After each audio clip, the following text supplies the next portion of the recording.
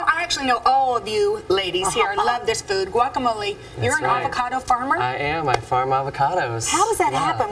What's the process? Well, Because we brought want to some make you here. feel at home You here. can judge our guac. Or are you so sick of guac by now? I love guac. I wanted to live out in nature, out in the country, and when I got there, I realized all the trees were producing fruit and had been for 30 years, so I just kept the process going.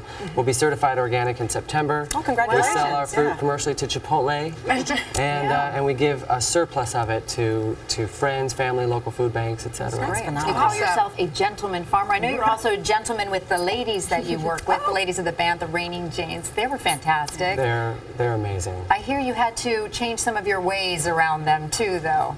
Everything from bringing them green drinks I'm not changing anything though. I You're mean, just acting like You're just yourself. being yourself. I love sharing green juices and smoothies, and I love spoiling Raining Jane because they spoil me with their just generous time and talent. We've been collaborating for about 8 years, Nice. and for us to finally have this record is a victory for us.